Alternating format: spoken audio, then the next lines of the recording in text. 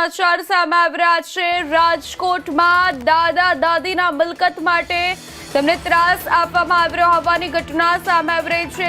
ખૂબ જ મોટા સમાચાર સામે આવી રહ્યા છે રાજકોટથી।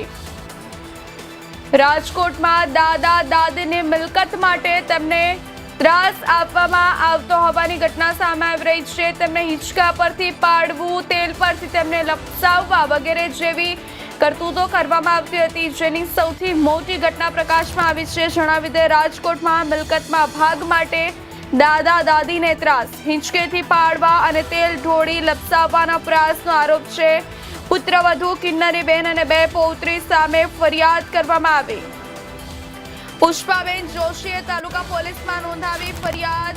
પોલીસે સમગ્ર મામલે વધુ તપાસ હાથ ધરી। મિલકત પચાવી પાડવા પુત્રવધુ અને પૌત્રીઓનો દાદા દાદીને ત્રાસ। મહત્વના સમાચાર જણાવી દે, રાજકોટથી મિલકત પોતાના નામે કરાવવા માટે દાદા દાદીને ત્રાસ આપવાનો ચોંકાવનારો કિસ્સો રાજકોટમાં સામે આવ્યો છે। આક્ષેપ છે કે પુત્રવધુ અને 2 પૌત્રીઓ દ્વારા મિલકતમાં ભાગ આપવા દબાણ કરવામાં આવતું હતું। ફરિયાદ મુજબ દાદા દાદીને હિંચકેથી પાડવાનો પ્રયાસ કરવામાં આવ્યો હતો, તો ક્યારેક રસોડામાં તેલ ઢોળીને લપસાવી દેવાના પ્રયાસનો પણ આક્ષેપ છે। સતત હેરાનગતિથી કંટાળેલા પુષ્પાબેન જોશીએ અંતે તાલુકા પોલીસનો દરવાજો ખખડાવ્યો છે। પુષ્પાબેને પુત્રવધુ કિન્નરીબેન તેમજ પૌત્રીઓ પંછી અને ભવ્યા વિરુદ્ધ ફરિયાદ નોંધાવી છે। મિલકતના વિવાદે હવે પોલીસ ફરિયાદનું સ્વરૂપ ધારણ કરતા તાલુકા પોલીસે સમગ્ર મામલે વધુ તપાસ હાથ ધરી છે। રાજકોટમાં મિલકતમાં ભાગ માટે દાદા દાદીને ત્રાસ આપતો હોવાનો ચોંકાવનારો કિસ્સો સામે આવ્યો છે। હિંચકેથી પાડવા અને તેલ ઢોળી લપસાવવાના પ્રયાસનો આરોપ। પુત્રવધુ કિન્નરીબેન અને 2 પૌત્રીઓ સામે ફરિયાદ। પુષ્પાબેન જોશીએ તાલુકા પોલીસમાં નોંધાવી ફરિયાદ। પોલીસે સમગ્ર મામલે વધુ તપાસ હાથ ધરી। મિલકત પચાવી પાડવા પુત્રવધુ અને પૌત્રીઓનો દાદા દાદીને ત્રાસ, જેથી કંટાળી તેમણે ફરિયાદ હું કહું ને મારી જગ્યાની બાજુમાં તું આ વહી જા એટલે તારી મમ્મી બે એટલે અમારી ઘરવાળી તો જેમ તેમ બોલવા માંડે, આગી જાય ને એમની ત્યાં હિંચકા ફાસ નાખે, મારાથી સહન થાય નહીં। હું શાંતિ હાટું હિંચકે બેહવા જાઉં, સમજી ગયા? બધું કરવાનું કારણ શું? કારણ મૂડી પૈસો જોઈ છે, ભાગ જોઈ છે। મારી પાસે છોકરો એના બધા કાગળિયા મેં હોપેલા હતા ને એ બધા દઈ ગયા છે, એ મારી પાસે અત્યારે હયાત છે ને મેં કોર્ટ મેટરમાં લખાવ્યું છે। હું બધું કોર્ટમાં રજૂ કરીશ। કેટલા વખતથી આ પ્રકારની હેરાન કરે છે? કેટલા વખતથી હેરાન કરે છે? ઓલી મારો છોકરો ગુજરી ગયો એ વખતથી। કઈ રીતે ગુજરી ગયા તમારા? કેન્સરમાં આવ્યો। કેન્સર તમારી આગળ શું? મારો દીકરો એટલે 2024માં માર્ચ મહિનામાં ઓફ થઈ ગયો, ત્યાર પછીથી બીજે જ મહિનેથી મારી વહુ છે અને બેની 2 દીકરીઓ છે, એ 2 અમને પ્રોપર્ટી માટે દબાણ કરવા માંડ્યું છે અને ત્યારથી બધું ચાલુ કરી દીધું છે। એટલે એમ કે અમને હેરાન કર્યા કરે કોઈ પણ રીતે। ઘરમાં પાણી ઢોળી નાખે, ગાલો પડે એટલે મરી જાવ તમે, ગમે એમ થાય, હાથ પગ ભાંગે કે જે થાય એ। એટલે આ બસ આમ જ એમ પ્રોપર્ટી માટે અમને અમારું આપી દો ઝટ, બીજું કાંઈ નહીં। અમને એના માટે દબાણ કર્યા જ કરે છે અને અમે અને એવી રીતે કોશિશ કરીએ માનસિક રીતે બધી રીતે પાણી ઢોળી નાખે એટલે અમે પડીએ લપસીને, કાંઈ પણ અમારે મૂકવા કરવા જવું હોય નીચે।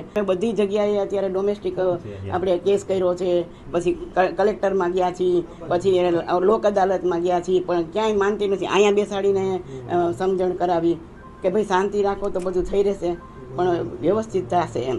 દાદા અશક્ત છે અને હિંચકા ઉપરથી કંઈક હા, એટલે હિંચકા ઉપર એમાં એવું છે કે એ જ્યારે બેઠા હોય ને ત્યારે એની દીકરી પછી બાજુમાં બેસી જાય ને પછી એવા ખોટા ઓલા કરવા માંડે અને કે હિંચકા વધારે નાખવા માંડે, એમ કે ભલે પડી જતા એમ, અને એક ગાળું બોલવા માંડે જેમ તેમ દાદાને, બધી એવી રીતે બધું બહુ હેરાન કરવા માંડે છે। તમને કેવી બીક લાગે છે બંને? હા, બસ એમ બીક લાગે કે અમને ભાઈ આમાં કંઈક થઈ જશે તો હવે આમના આખો દી બીકમાં અમે જીવી છીએ।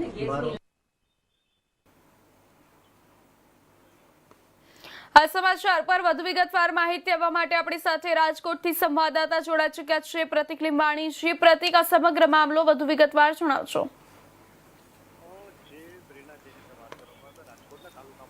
વિસ્તારમાં એક જે કહેવાય કે દાદા દાદી દ્વારા જે કહેવાય જે એક તેના જે પુત્રી અને જેની કહેવાય વહુ અને જેના પુત્ર વધુ સામે ફરિયાદ નોંધવામાં આવી છે. મહત્વની વાત છે કે મિલકતની લાલચમાં ક્યાંક ને ક્યાંક હવે પરિવારનો માળો છે તે વિખેરાતો જોવા મળી રહ્યો છે. કારણ કે જે રીતે એક દાદા અને દાદી પ્રવીણચંદ્ર જોશી અને જે પુષ્પાબેન જોશી ગામના જે દાદા દાદી છે તેના દ્વારા તેની જે વહુ છે જે કિન્નરી જોશી અને જે તેની પુત્રી પૌત્રી છે પંછી તેમજ ભવ્યા તેમના વિરુદ્ધ જે કહેવાય કે ગુનો નોંધવામાં આવ્યો છે. મહત્વની વાત એ છે કે આ જે ગુનો નોંધવા પાછળ જમીન જાયદાદની મિલકત છે તે કારણભૂત છે. ત્યારે સમગ્ર ઘટનાની જો વાત કરીએ તો જે કહેવાય કે તેના જે પ્રવીણચંદ્ર છે તેના પુત્રનું થોડા સમય પહેલા મોત થયું હતું, જે બાદ જે તેની પુત્રી અને જેની વહુ છે તે અલગ રહેતા હતા અને જે સાથે રહીને ક્યાંક ક્યાંક આ જે બંને જે વૃદ્ધો છે તેને માનસિક ત્રાસ અને અસહ્ય ત્રાસ આપતા હતા. ક્યારેક જે કહેવાય કે મારવાનું તેમજ જે કહેવાય પુત્ર વધુને આક્ષેપ થયો હતો. પૌત્રી દ્વારા મિલકતમાં ભાગ આપવા દબાણ કરવામાં આવ્યું હતું. ફરિયાદીના મુજબ દાદા દાદીને હિંચકેથી પાડવાનો પણ પ્રયાસ છે તે કરવામાં આવ્યું છે. ક્યારેક તેલને જે કે પગથિયા ઉપર ઢોળીને લપસાવવાનો પણ પ્રયાસ કર્યો છે. ત્યારે સતત હેરાનગતિ ઘરેથી કંટાળેલા જે દાદા દાદી છે તેના દ્વારા તાલુકા પોલીસ મથકમાં ફરિયાદ નોંધાવવામાં આવી છે અને હાલ સમગ્ર મામલે તાલુકા પોલીસ દ્વારા તપાસનો ધમધમાટ શરૂ કર્યો છે. જી પ્રતિક, આ સમગ્ર મામલે પોલીસ દ્વારા કયા મહત્વના મુદ્દાઓ પર તપાસ તેજ કરવામાં આવી છે અને હાલ કોની પૂછપરછ ચાલુ છે? હાલ અત્યારે સમગ્ર મામલે જે કહેવાય કે બંને જે પોલીસ દ્વારા જે બંને પક્ષોના નિવેદનો લેવામાં આવ્યા છે અને તપાસ ચાલુ છે પણ હજી સુધી કોઈ રિઝલ્ટ નથી આવ્યું. અત્યારે સાથે સાથે કહેવાય તો પોલીસ દ્વારા આમાં ઝીણવટભરી તપાસ છે તે કરવામાં આવી રહી છે. તાલુકા પોલીસ છે તે અત્યારે આ જે ઊંડા જે ગુનો છે તેની ઊંડાણપૂર્વક જઈને તપાસ કરશે અને દૂધને દૂધનું પાણીનું કરવામાં આવશે. કારણ કે જે રીતે એક વૃદ્ધ દ્વારા તેના જ પુત્રી અને પુત્રી અને પુત્ર વધુ પર જે કહેવાય કે આક્ષેપ લગાવવામાં આવ્યા છે જમીન જાયદાદને લઈને, ત્યારે ક્યાંક ને ક્યાંક આ મામલો સમગ્ર રાજકોટ શહેરમાં અત્યારે જે ચકચાર મચ્યો છે અને જે કહેવાય કે વૃદ્ધો માટે આ એક અને જે કહેવાય કે પરિવાર માટે લાલબત્તી સમાનનો કિસ્સો છે.